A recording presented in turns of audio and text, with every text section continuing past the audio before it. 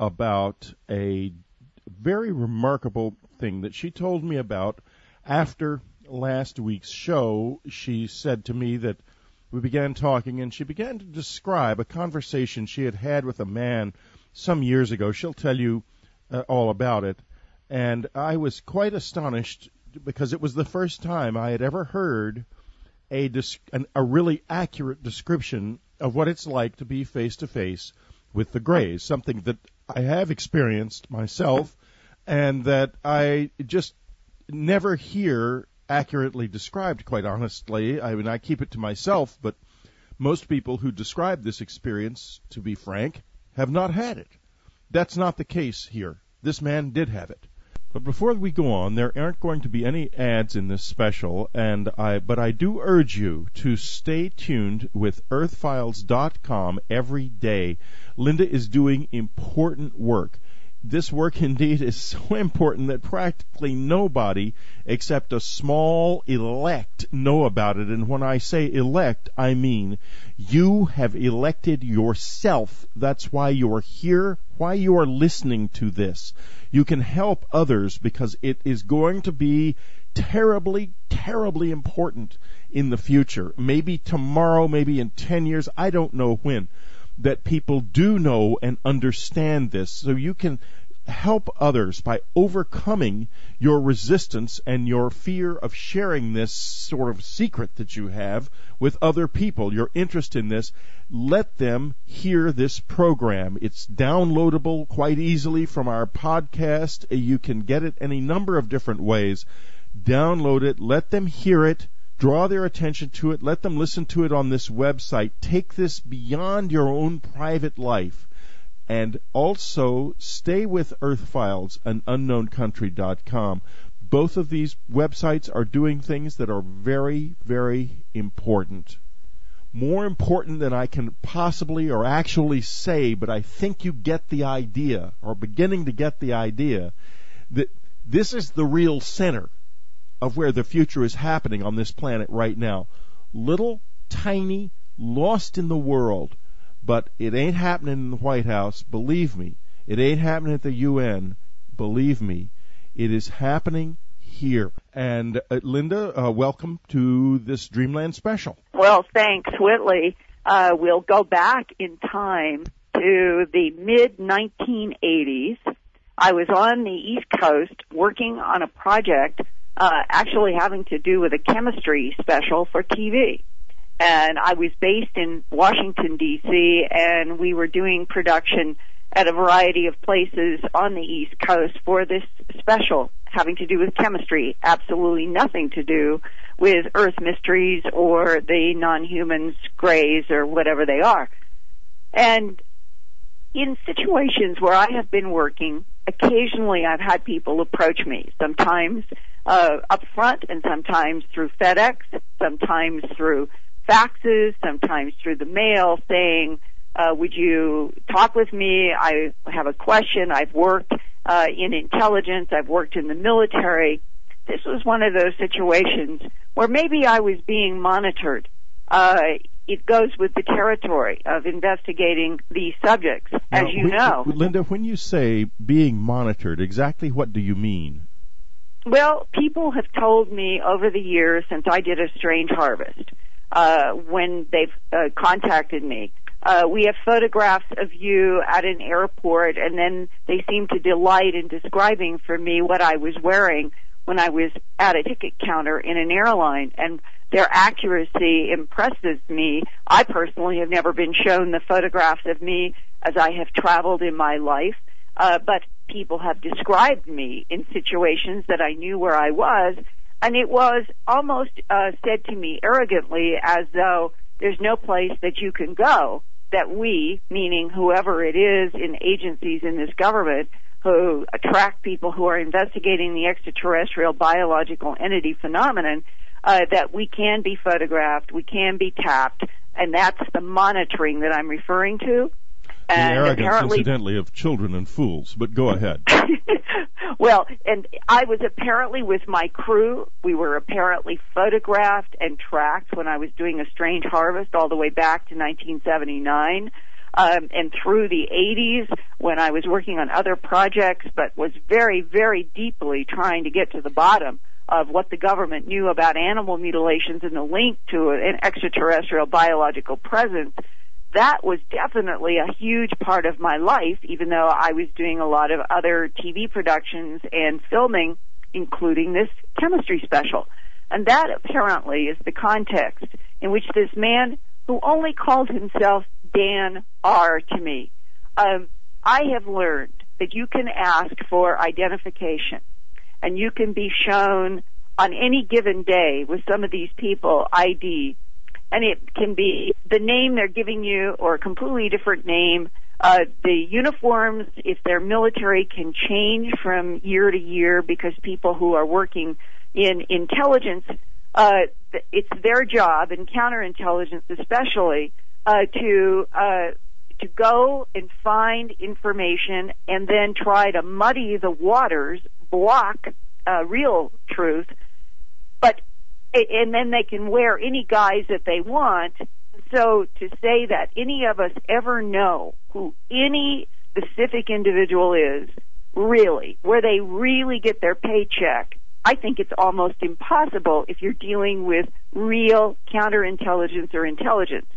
So for the purposes of this discussion, Linda, when I was being interviewed by the Senate Select Committee on Intelligence, one of the things that did drop out of the interviews, they mostly asked me questions and not gave me answers, but was that they had located some bases that appeared to be U.S. Air Force bases that were not being paid for by the United States Treasury at all.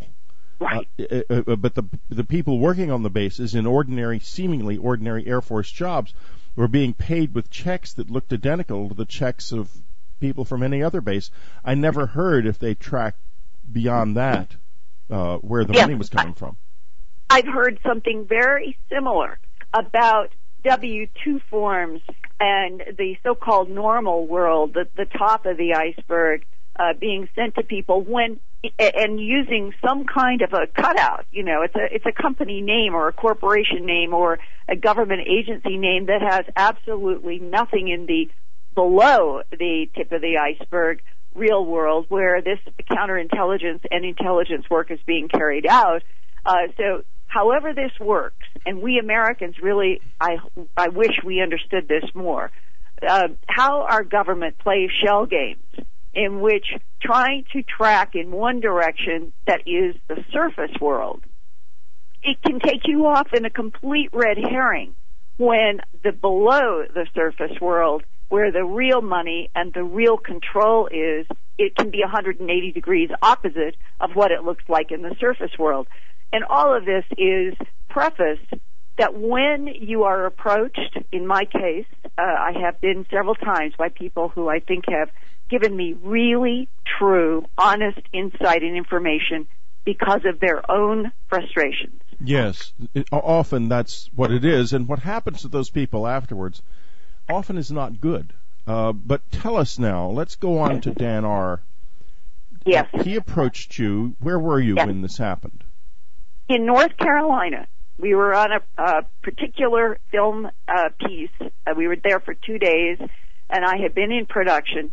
And the approach was so simple. I was working, writing on the script because I was working with a crew, and I was sitting out in a terrace of a hotel where we were staying, and I was completely focused on this chemistry special.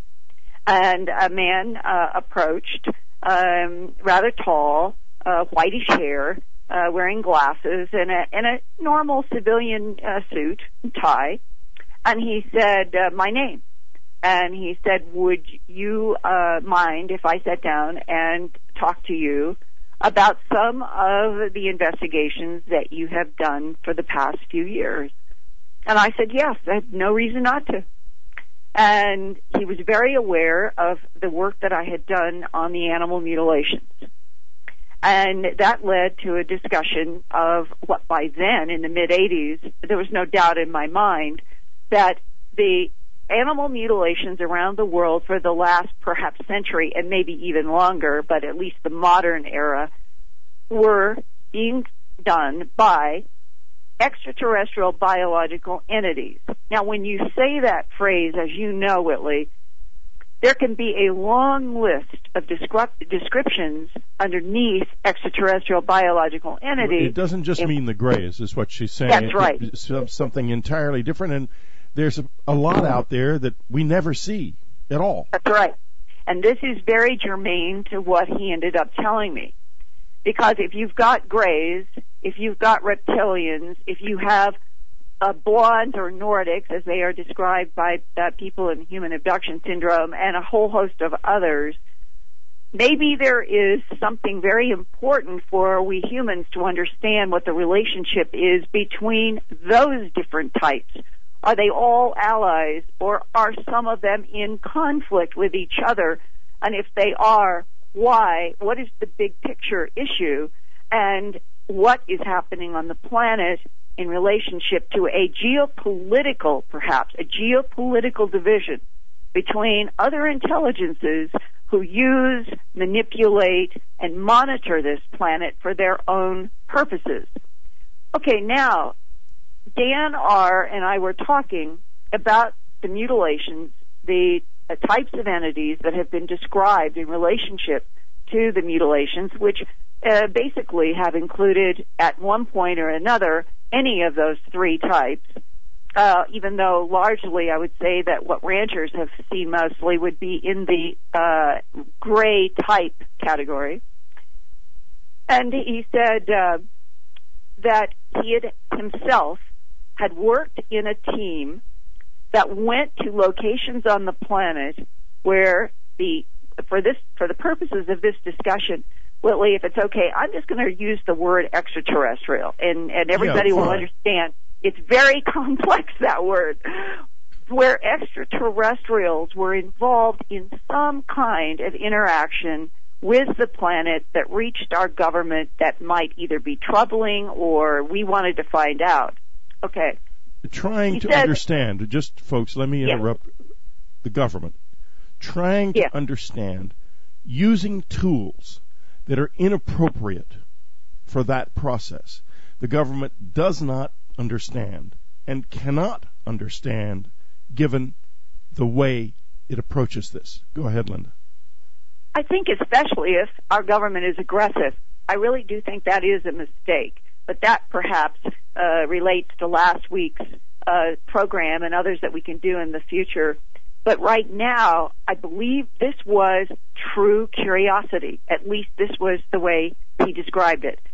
And the event was in the state of Arizona in the mid-1970s, and somehow, however our government gets this information, from satellites, from ground intel, I have no idea. He didn't know, but this is what happened.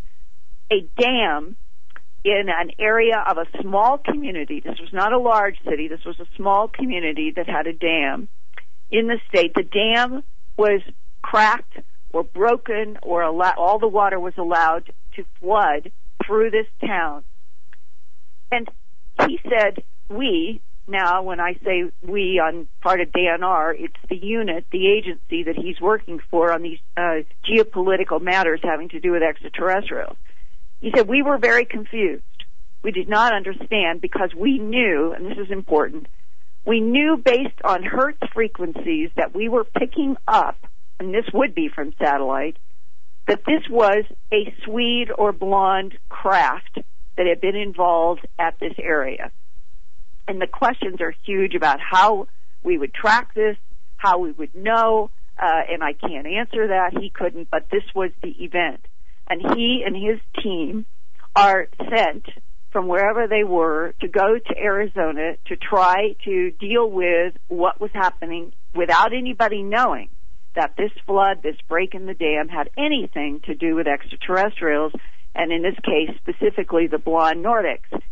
And he said, we have never been able, and I don't know if this is true, but this is what he said, we have never been able to initiate communication with the blondes. He said, we don't understand them. We don't know why they do the things they do. We know that they act always with a purpose. I remember him saying that. and that the only way that we have ever been able to find out anything about what the Nordics and the Blondes do is to initiate contact with the Ebens, which now in this discussion, his work put the definition of Eben as the 3'8" to 4'8" gray to white skinned, large head, thin body that you and I would say is sort of a general category for a gray, and that there's a lot of variations in there. So he said that our government did have the ability to send out a signal. Reminded me of Spielberg's E.T. when the character, the boy, and the funny E.T. is saying, phone home, and the idea was that if he could get the communication to his civilization and they brought that light and put it over him, that the E.T. would survive, and that was the Spielberg movie, and that we were able to send rudimentary signals out, and that if there was some kind of craft that was in the gray Eben category, that sometimes they would respond, we could ask a simple question, we need help, and that there would be some kind of interaction. Now, does that mean that they already had EBA 1, EBA 2, EBA 3 has been described in documents someplace at Los Alamos or Wright-Patterson or in Washington, D.C., somewhere waiting for an event? I don't know the answer to that either. But an Eben, a gray Eben, is sent, assigned, or volunteers to meet up with this crew in Arizona. And he said that his superior officer came to him and said, we think it's important now that you understand what it is like to be in the presence of one of these beings. This is not going to be threatening to you in any way, but, Dan, your body is going to react to what is going to happen as if somebody were standing in front of you with nitroglycerin about to throw at you. And then he said to me, or Linda, imagine that you have a flamethrower aimed at me and you're ready to turn it on and I know it.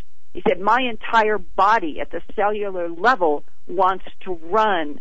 He said, it is the most frightening experience, but he said, I'd never had it and I couldn't imagine it. He said, he was about 6'3". He said, I'm a man, and I was like, oh, come on. This is an assignment. I can handle it. Very macho. This is what he was saying about himself. I was very macho, and I couldn't believe that they were worried about the reaction I was going to have when we were in the context of a military operation and everything was safe. Now, he said that they told him that the extraterrestrial Eben knew that humans freak out, that's what he said, freak out when they do what they prefer, which is to float over the ground. Now, Linda, let me stop here for a second, and because I have a lot of experience that is related to what you just described, precisely this issue of fear and this deep fear. Now, I originally was going to call communion body terror, because that was what it was about. It was about a fear so deep, so profound, that it was unlike anything I had ever known or knew that human beings could experience. It was beyond. Right. It was beyond fear. It was actually beyond the fear. He speaks of fear at a cellular level. Yes, I understand that, but it's actually even beyond that. I don't think it's possible for there to be an analogy, even to standing in front of a flamethrower that's about to go off, because there isn't. It's beyond that. We can't generate in another human being fear as deep as comes naturally when we're face to face with the Greys. I understand why this is, and so do they. And I will say as well that for the ones that are more complete beings, without getting into exactly what that means, I will eventually, but right now, no. The fear on their side is also as intense. And it has to do with the physics of perception. We feel, and it's also why when you see them doing things that are outside of our physics, like floating above the ground, the fear is so great, because what we are seeing is them living according to the way the laws of physics and reality assemble themselves via the gray zone minds. In other words, it's as if our minds were going to be completely subsumed in the gray's reality, and there is a feeling of annihilation connected with this that is greater than the fear of death, because it is like a fear of the death of the soul itself. And it's all just fear, though. Mm-hmm. It isn't dangerous in any real way. In fact, on the contrary, if you begin to function, you can function inside the fear and eventually past the fear. You can you find that it's all an illusion. You're not creating reality, and neither are the grays. Reality is simply reality, and but you feel somewhere deep inside yourself as if you are kind of creating the universe, and this is what is addressed. Now, he's extremely accurate in his description of this feeling. Very accurate. Well, and he said something about this issue of the fear, which I'm leading to, of what happens. And think about this as I describe and unfold his story. He wondered if there was some kind of what we humans think of as pheromones that people can be attracted to each other or repulsed from each other in human world. That maybe when something is really totally non-human, perhaps has some reptilian characteristics and something that is other and undefinable, that there is literally something at a molecular or chemical level that is exchanged in the space between a human and this entity, that to the human it is so absolutely foreign, beyond anything known. The brain has no compartment to put it, and that may be partly what's contributing to this cellular level of fear. Okay, now let's go to they told him, I just found this so fascinating, that the Ebens knew that we freaked out if they floated above the ground, which is their preference. And he said, I'm personally, after all this work, Linda, I don't know what it is. I don't know if it's a technology that they wear, because he said most of the time they don't look like they have anything on. Or are they doing this entirely with their minds, which was his personal opinion, that they have the ability, I'm going to say this, I know this is outside of normal physics today, that they have the ability to neutralize gravity and move matter with their minds. If that is true, we're in a completely different category of everything. But now, whatever it is, however they float, whether it's technology or mind over matter, that is their preference, he was told. But they know how frightened humans become of that, and that they are willing, and this one was willing in this situation, to keep its feet on the ground, and that when they stayed on the ground and did not float, they wanted him to be prepared for a Donald Duck walk. That was the phrase he used.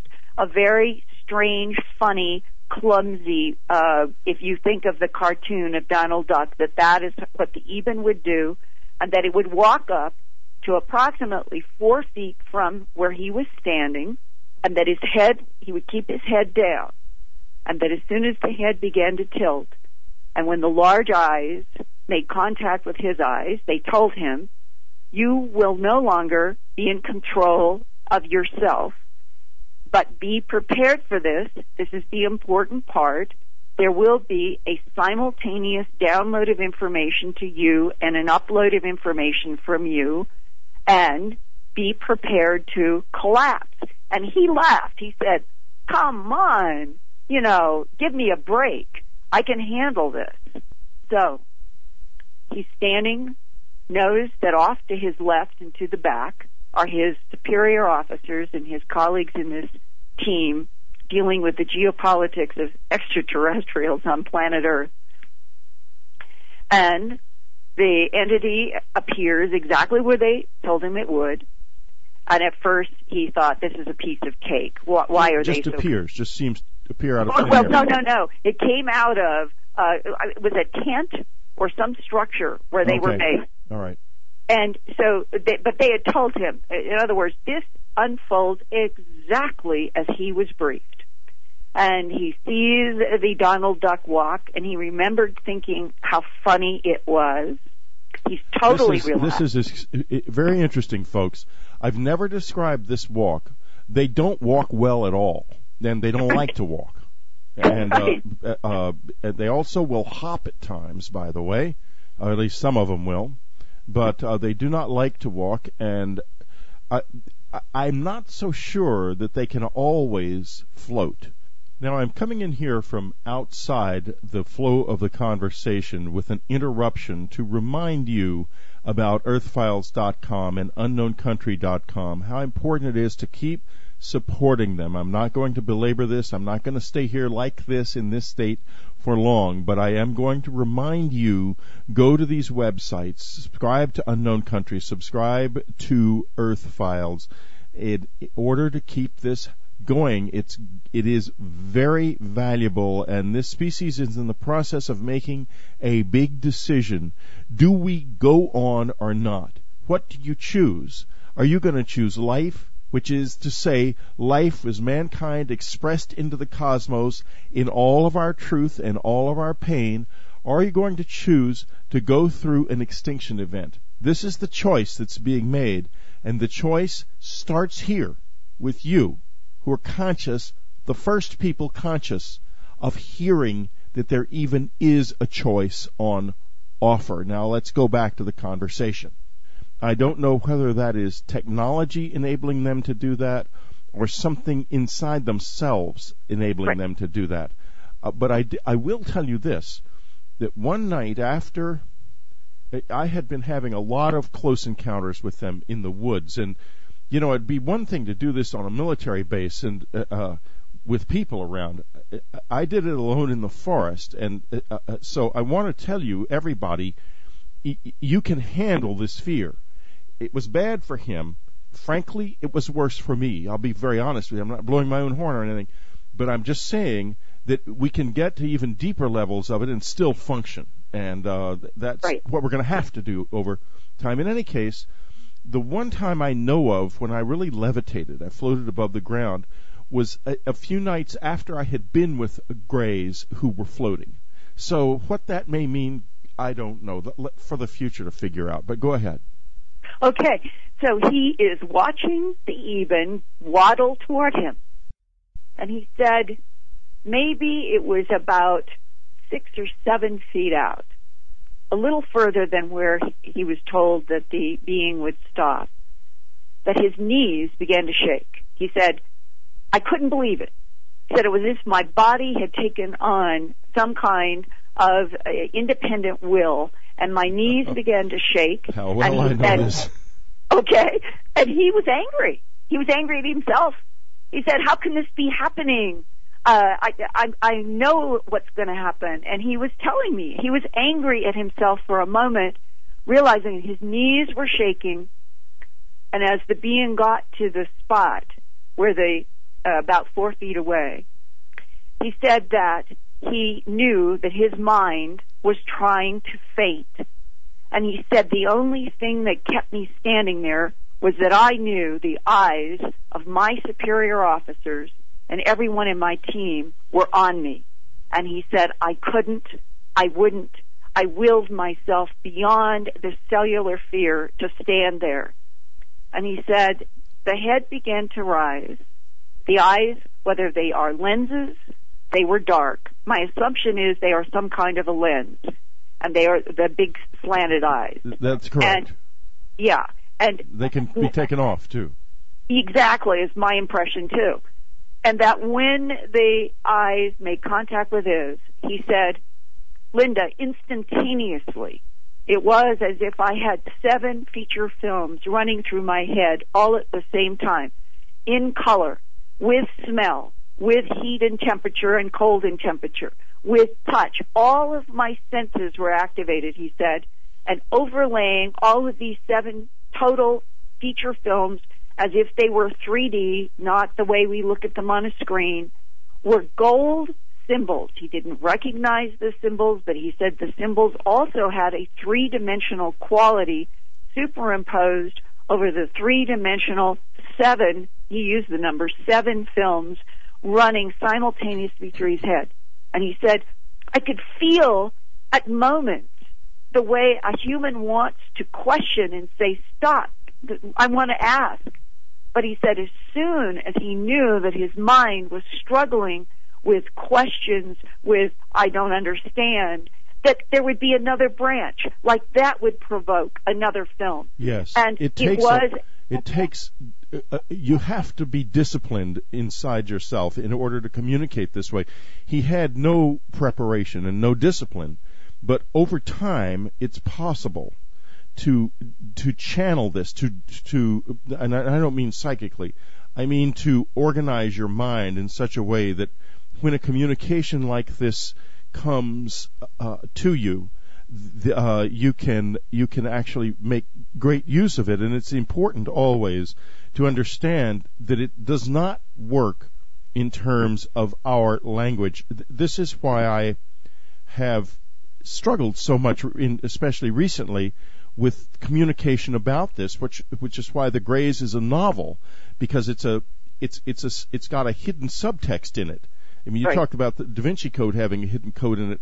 This has got a real hidden code in it, and it's a code that the soul can read, but not the National Security Agency, I can assure you. But the human soul can read it. Now, those golden symbols are in a language that he knew, that we all know, and they were indicating to him what places in his being these communications belong to. And I know that doesn't make much sense, but if people begin to communicate with the Greys or with any of the others, and they see these symbols, they are seeing a universal language that is across, I think, probably the whole, certainly this galaxy and probably the whole universe, that we have always known, but is hidden from our conscious minds for the following reason. The reason it is hidden is that it is a language that is spoken outside of time, and if you speak the words of that language, you also then know your own future, and if that happens, your reason for being alive on Earth is destroyed because the spontaneity of your life experience is destroyed. The reason, and therefore, when life events happen to you, you feel a kind of sense of déjà vu, but your soul does not get imprinted because there's insufficient energy if you already know what's going to happen. This is the reason for the secrecy. This is the whole core of everything. And it's why when he received these communications, they were filtered and in a way censored by him. But go ahead, so that this wouldn't happen to him. But go ahead. Well, yeah, and he had the impression that the way you and I, we're doing what we would call a braiding dialogue. I talk with you verbally, and it provokes thoughts and images in your mind, and then you talk to me, and humans can absorb a braided conversation of Q and A and response and so forth. He said that as he knew that his mind was trying, we'll use the verb think, he was trying to think, that his very thoughts were eliciting brand new films. That what he was dealing with, and that he began to realize that he was overwhelmed with an information download from this entity about where it was from, why it was here, what they were doing. Everything was being downloaded into his brain simultaneously. He said, my entire existence was uploaded into that being's mind. That was his feeling. And when it was over and the being lowered its head and the eyes went down, he was falling. And the superior officers and the people were already prepared for this. They'd obviously seen this happen before. And they caught him in mid-fall. And he said, Linda, I couldn't have stood if God himself had asked me to. My body was collapsing, my mind, everything. And they laid him, the being, I'm not sure, I guess it just went back to where it was, but they laid him out on some kind of a table or bed. And he was not able, he said, to come back into human strength and functioning for quite a while. And then he said, but I think is the essence of what everyone is struggling with. Linda, humans want extraterrestrials to sit down with them over coffee and explain the universe and describe foreign galaxies and solar systems. And he said, it's never going to happen the way we want, the way Spielberg had the E.T., because they showed me this is the real relationship, the real experience in the presence of one of these advanced minds, that even if it's trying to slow down, that it overwhelms the human biological and mind system so much that is exactly what happened to him. And he said that's what his superior officers wanted him to understand. And that does not need to happen. It absolutely is not necessary. We do have and are equipped to do this. We can do it. We can live with this form of communication very definitely. No question at all about it. I did it and do it still. And it has enormously enhanced my life without destroying the energy of my progress into the future, because it's carefully balanced so that it won't. And it is possible for us to live this way. It is a better life. The question is, how can we ever convince the Eves of all kinds that we can do this, and that it won't destroy their reason for being here, which is to participate in our spontaneity. They don't have it. They have extratemporal being, but they don't have temporal being. They come here to insert themselves in our lives and our experience so that they can also share the energy of spontaneity. And they work hard to find the people, the right people, who will have experiences that will reflect in their being and enable them to change and grow as well. The whole universe is on an incredible, extraordinary journey toward ecstasy, or in ecstasy. But there is no limit. In other words, it just goes on. There is no limit to ecstasy. It's not like entropy, which has a limit at absolute zero. It stops. Evil stops somewhere. Joy never stops. And in order to perfect your being, you must have the energy of a spontaneous journey into the future where you are surprised. We are really rare here in that we are fully equipped to be extratemporal beings, but whether it is because of God or somebody who made us this way or a choice we made in the Spirit, I don't know.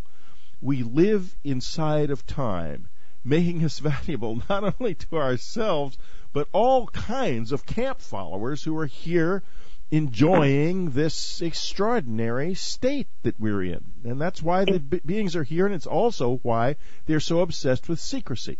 Because as soon as we begin to communicate with them like he did, and like I have, unless there is great care taken, we lose our spontaneity, we become like them, and they have no further reason to be here. They've lost us. And you know what's fascinating? Whitley, you and I met for the first time back in 1986 up at your place in Accord, New York, where you were trying to go out into the forest and face the fear and try to find out what you were dealing with. And Communion was the first book that grew out of that experience, and it was a terrifying read. It was a terrifying experience, and that's where you were. And now we're talking in 2006, and look at the evolution in your own self. Because right now what you're trying to say is there is a way to find some common ground in which to be with and understand and communicate with the gray evens and humans, but that it takes a tremendous amount of growth and evolution. And right now, that's my greatest fear, is that the planet is in a self-destructive mode, and that whatever intelligences are here, have been here, will come here, that humans are in such a self-destructive mode that eventually they may leave, and there may be an entire loss of contact. The government might get its wish that it would all go away and everything would stay the same, and no one would ever know that this planet's rich history is related to the presence of extraterrestrial biological entities. Well, that's a very real fear, Linda, and it could happen. I mean, as you know, the close encounter experience is nowhere near as intimate and extensive now as it was 20 years ago, with the Greys especially, and the Blondes have made their effort to wake us up to the environmental peril and consider that they have failed and have withdrawn. There is an enormous fate awaiting mankind, and it is the consequence of living as we do inside the time stream, and it's happened to us before. It's going to happen now. And will it mean that the species is entirely extinguished or not? I don't know the answer to that question, and if I did, then I would be ruined for my own soul. So, unfortunately, I can't find out. I think on balance, one of the reasons that nature has expressed so many human beings onto the planet is that it's a greater and gives us a greater chance of surviving the cataclysm that's coming. But it is coming, and it is unavoidable. And if there is a history afterwards, they will look back on this era and blame the leaders of this era, in particular, for causing it, and that's in effect exactly what has happened. And at the same time, it has also been caused by nature, in that the large numbers of human beings have overweighed the species on the planet, and at the same time that has meant that the planet's ecosystem is going to collapse, it also means that there's a greater chance that some will survive. So, you have to just take it as it comes, and know this, that it's possible to be in a situation where proximity doesn't matter. Like he was talking about being like within 7 feet or so of one of the Greys, but the truth is that you don't need that at all. You can get to a point where communication is instantaneous, not only across this universe, but there are many universes. That is something we're just in the process of discovering, but we will discover in just a few years. It'll be discovered, I think, by a scientist named Roger Penrose, who is very close, or Martin Rees, who are both very close going in that direction, that there is a kind of foam. Reality is a sort of a foam, and in the bubbles, each little bubble of the foam is another entire universe. And it's even possible to communicate across those great, incredible barriers and distances, and as well backwards and forwards to the beginning and end of time, and across all of the universes that are manifest, that are right here around us, that people call parallel universes or brain worlds. Communication is unlimited. It does not involve having to be 7 feet away from a grave which is wearing a pair of amplifying devices at all.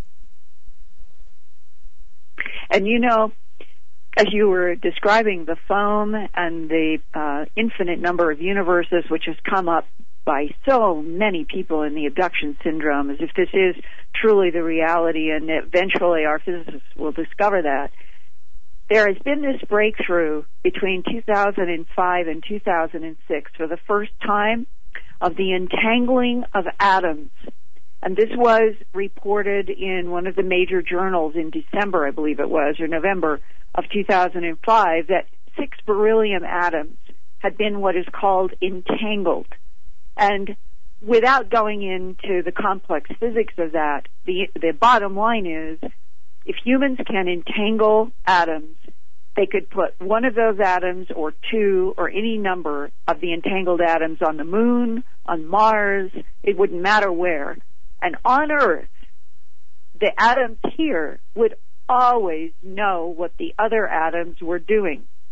And this appears to be one of the firm rules in the quantum universe that we're discovering. And then when you start thinking about that, you realize that may be the key to why Bell's theorem works with photons, that all the photons in this universe appear to know what all the other photons are doing at any given microsecond, and that if you could then, in an advanced way, take entangled atoms, you would be potentially have the ability to have instantaneous communication knowledge from one end of this 13.7 billion year old universe to the other, and that is beyond even discussing the speed of light.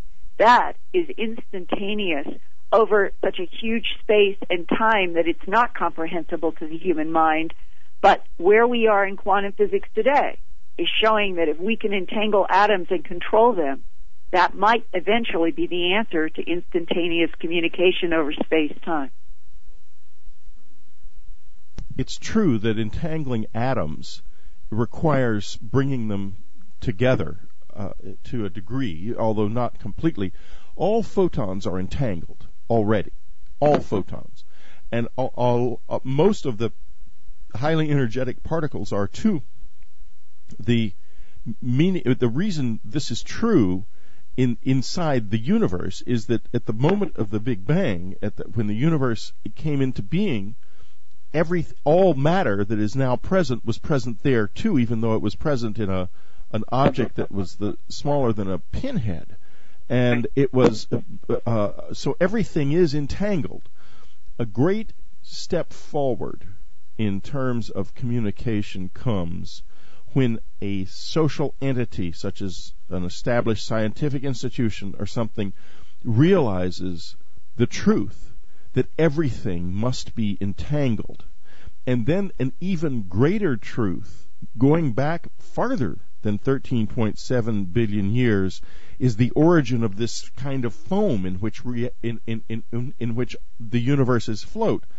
It also came from one tiny place, and it means that everything is entangled not only within this universe but within all universes. So it's very definitely perception ruled. The more you can perceive of this reality, the more you can use this form of communication. And in your gut, Whitley, what do you think the fate of the current human civilization is really going to be in relation? I'm a communicator, Linda, and an optimist. I'm trying to work magic. I mean, it's what the Greys, if it comes off as a book and the movie are all about. It is a conjuring tool, if you will. I intend to generate an energy that will enable a lot of people who haven't even had close encounter experiences, which are incidentally about entanglement and about entangling us with them, who haven't even had those experiences, to come into reliable communication with the Greys and with all others who are willing to do this. Mm-hmm. And I hope that there will be some impact in the sense that two things will happen. People devalue humanity. They don't realize how valuable we actually are, not only to ourselves but to the rest of the universe. So they don't seem to care very much about whether or not we go extinct. And yet it's terribly, terribly important. And so I'm hoping that by building this bridge, using these tools of fiction and movies and things like that, that I will create a situation where more people are able to communicate not only with the Greys but ultimately with other species and also with each other. I intend to get around. I intend to take an indirect approach to the whole problem and see if that works. If it does, then I think that people will be mobilized very quickly to understand, not only to save the planet, but understand how to do so, because the Greys do have the knowledge, then they can help us do this if we wish them to. But they also function almost like a machine that is more brilliant than anyone you could possibly imagine. This is why when he was communicating with them, it was all initiated, if you noticed when you were describing it, by his mind, not by the mind of the Grey, which only was a passive participant.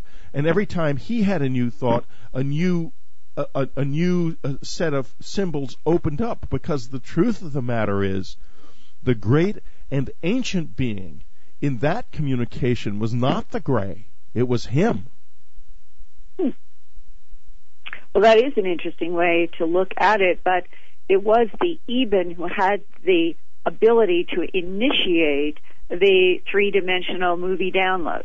Yes, who had the ability to turn the system on, but not the ability to control what was in those downloads. Believe me, that was coming from him, I assure you.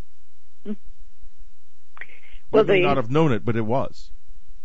The future, whether it's going to be two-way or 10-way with extraterrestrial biological entities, that is, to me, going to define everything that goes forward from here beyond human-Earth wars. Will we finally break this huge lie that has encased this planet for centuries through religious control and social control and government control? Will we be able to crack this huge lie? And once the lie is cracked, will it be positive? Will it be the chaos that some fear? And will more of these extraterrestrial biological entities and all of their forms and experiences then try to interact with us if the lie is cracked? Or does the lie serve their purposes? Well, Linda, this is the point at which we need to stop, because that is a question that people need to chew on. We have the answer to that question, each of us and to all of us, but we also, it's true that there is more than one answer, and we are in the process of deciding which one to take. I can tell you my decision.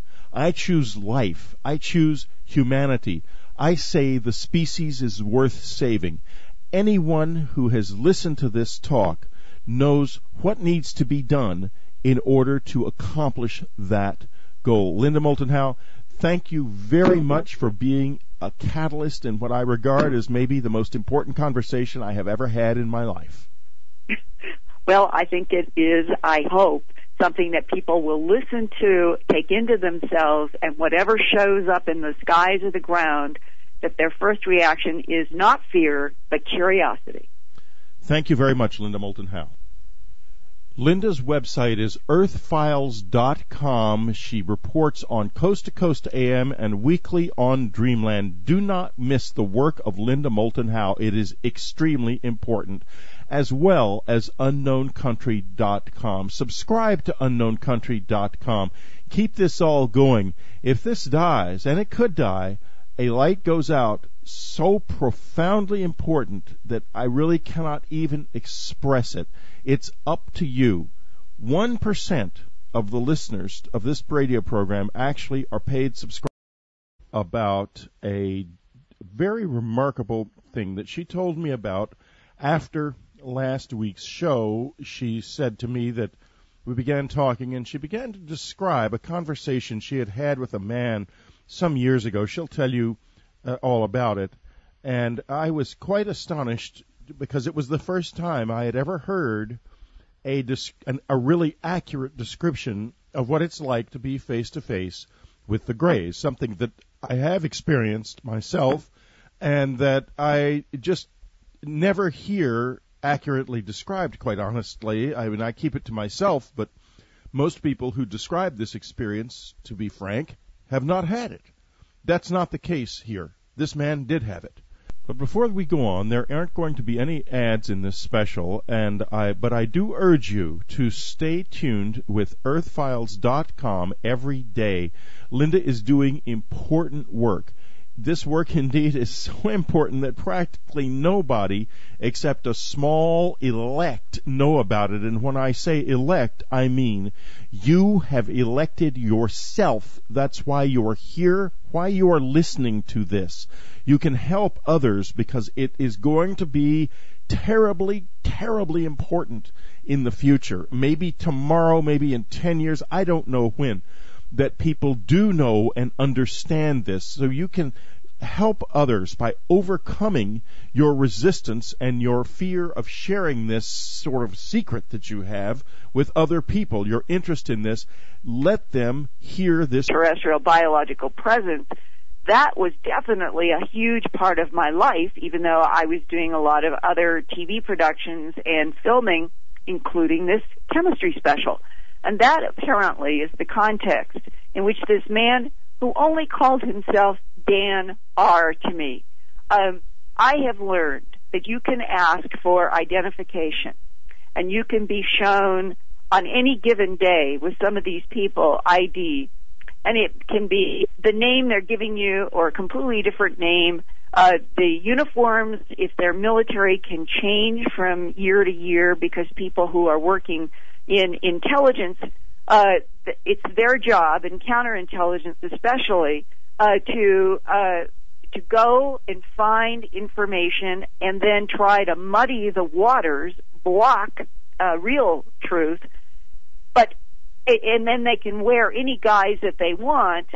So to say that any of us ever know who any specific individual is, really, where they really get their paycheck, I think it's almost impossible if you're dealing with real counterintelligence or intelligence. So for the purposes of this discussion, Linda, when I was being interviewed by the Senate Select Committee on Intelligence, one of the things that did drop out of the interviews, they mostly asked me questions and not gave me answers, but was that they had located some bases that appeared to be U.S. Air Force bases that were not being paid for by the United States Treasury at all. Right. Saying, would you talk with me? I have a question. I've worked in intelligence. I've worked in the military. This was one of those situations where maybe I was being monitored. It goes with the territory of investigating these subjects, as you know. Linda, when you say being monitored, exactly what do you mean?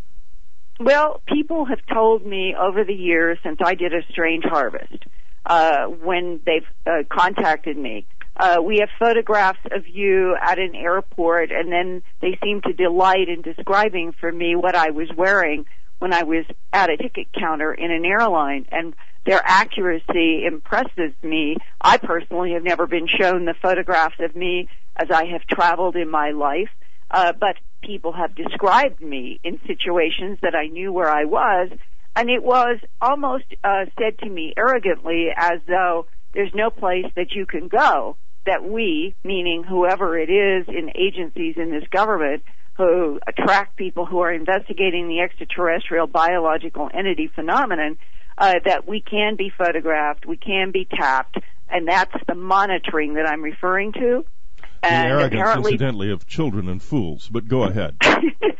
Well, and I was apparently with my crew. We were apparently photographed and tracked when I was doing A Strange Harvest all the way back to 1979. And through the 80s when I was working on other projects, but was very, very deeply trying to get to the bottom of what the government knew about animal mutilations and the link to an extra program. It's downloadable quite easily from our podcast. You can get it any number of different ways. Download it, let them hear it, draw their attention to it, let them listen to it on this website. Take this beyond your own private life.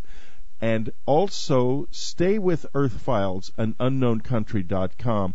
Both of these websites are doing things that are very, very important.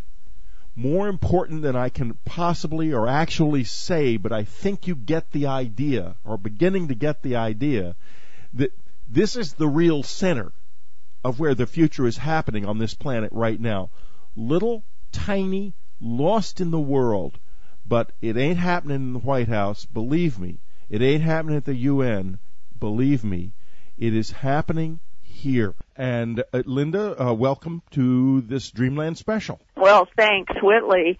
We'll go back in time to the mid-1980s.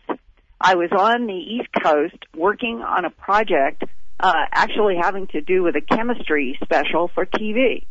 And I was based in Washington, D.C., and we were doing production at a variety of places on the East Coast for this special having to do with chemistry, absolutely nothing to do with Earth mysteries or the non-humans, grays, or whatever they are. And in situations where I have been working, occasionally I've had people approach me, sometimes up front and sometimes through FedEx, sometimes through faxes, sometimes through the mail. But the people working on the bases in seemingly ordinary Air Force jobs were being paid with checks that looked identical to the checks of people from any other base. I never heard if they tracked beyond that where the money was coming from. I've heard something very similar about W-2 forms and the so-called normal world, the top of the iceberg, being sent to people and using some kind of a cutout. You know, it's a company name or a corporation name or a government agency name that has absolutely nothing in the below the tip of the iceberg real world where this counterintelligence and intelligence work is being carried out. So however this works, and we Americans really, I wish we understood this more, how our government plays shell games in which trying to track in one direction that is the surface world, it can take you off in a complete red herring when the below the surface world, where the real money and the real control is, it can be 180 degrees opposite of what it looks like in the surface world. And all of this is prefaced that when you are approached, in my case, I have been several times by people who I think have given me really true, honest insight and information because of their own frustrations. Yes, often that's what it is, and what happens to those people afterwards often is not good. But tell us now, let's go on to Dan R. Yes. He approached you.